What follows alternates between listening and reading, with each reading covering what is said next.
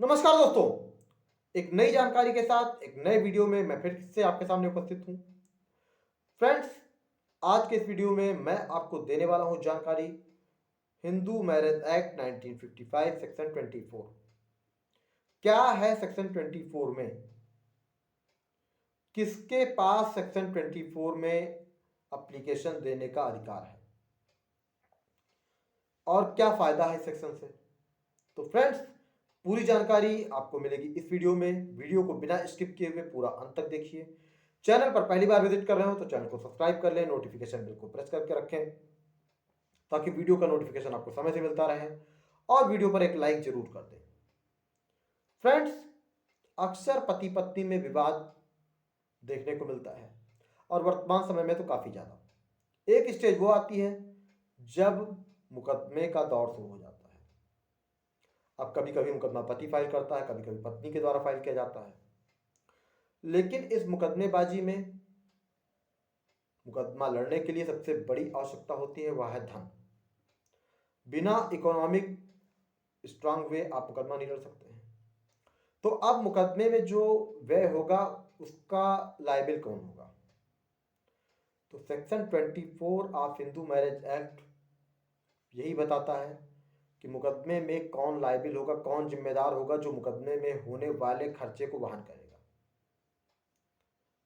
वादकालीन भरण पोषण और कार्यवाहियों के व्यय, maintenance pendant light and expenses of proceedings. मतलब जो भी किसी मुकदमे में अगर खर्च होगा तो वह किसके द्वारा दिया जाएगा, और हर महीने एक निश्चित राशि भी देनी पड़ सकती है। तो इस मामले में यह सेक्शन यह कहता है कि यह अधिकार पति और पत्नी दोनों को प्राप्त है।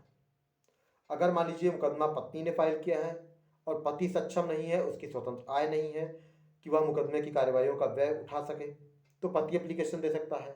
अगर पति ने मुकदमा दायर किया है और पत्नी सक्षम नहीं है, आर्थिक रूप से उसकी स्वतंत्र आय नहीं है कोई, तो पत्नी कार्यवाहियों के व्यय के लिए प्रार्थना पत्र दे सकती है। एक बात सबसे जरूरी है जो नोट कर लीजिए कि स्वतंत्र आय मतलब अगर आपके फैमिली की कोई आय है, आपके फादर की कोई आय है, तो वह काउंट इसमें नहीं होगी। स्वतंत्र आय का मतलब होता है कि व्यक्तिगत आय, जैसे मेरी आय जो है वो मेरी आय होगी, मेरे फादर की क्या इनकम है उससे कोई मतलब नहीं है। यहाँ पर इंडिपेंडेंट आय होनी चाहिए, इनकम जो है वो इंडिपेंडेंट होनी चाहिए।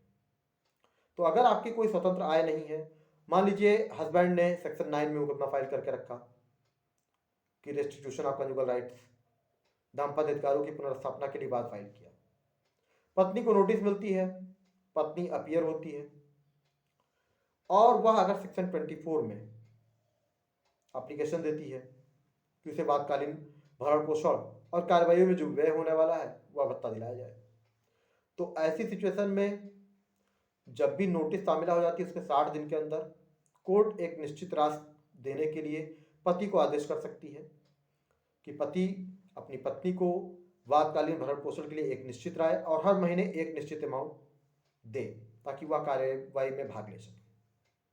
और यही अधिकार ध्यान रखिएगा कि यही अधिकार पति को भी प्राप्त है, पत्नी के विरुद्ध में भी।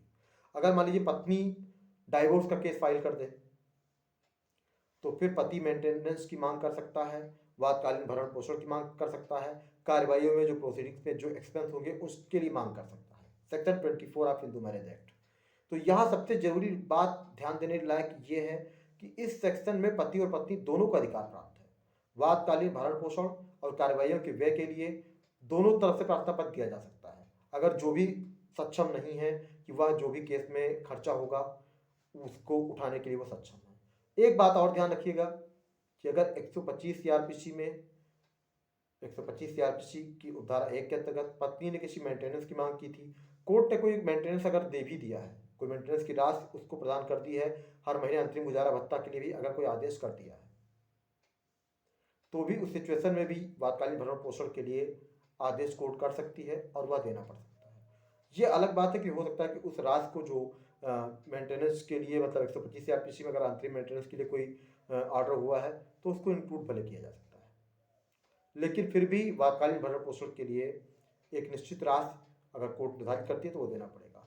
जहां आपको फिर से मैं रिपीट में बताता हूं कि इस सेक्शन में जो अधिकार है वो पति और पत्नी दोनों को प्राप्त है। केवल यह मत समझिए कि पत्नी को ही प्राप्त है। जैसे कि 125 सीआरपीसी मैक्सिमम में केस पत्नी के द्वारा ही फाइल किए जाते हैं। ऐसी सिचुएशन आप समझ लीजिए कि अगर पत्नी मान लीजिए डाइवोर्स के लिए सूट फाइल करती है तो फिर उस सिचुएशन में पति सेक्शन 24 में एप्लीकेशन दे सकता है। या अगर पत्नी भी सेक्शन 9 में एप्लीकेशन देती है, वैसे मोस्टली तो नहीं ऐसा होता, लेकिन अगर फिर भी देती है तो भी पति सेक्शन 24 में वातकालीन भरण पोषण के लिए और साथ साथ कार्रवाई के व्यय के लिए एक एप्लीकेशन दे सकता है। तो फ्रेंड्स, ये है सेक्शन 24 हिंदू मैरिज एक्ट। आशा करता हूँ दी गई जानकारी आपको समझ में आ गई होगी और आप इससे लाभान्वित होंगे। वीडियो पर एक लाइक कर दें, चैनल को सब्सक्राइब कर लें ताकि आपको भविष्य में भी ऐसे जेन्युइन लीगल कंटेंट देखने को मिलते रहे। Thank you.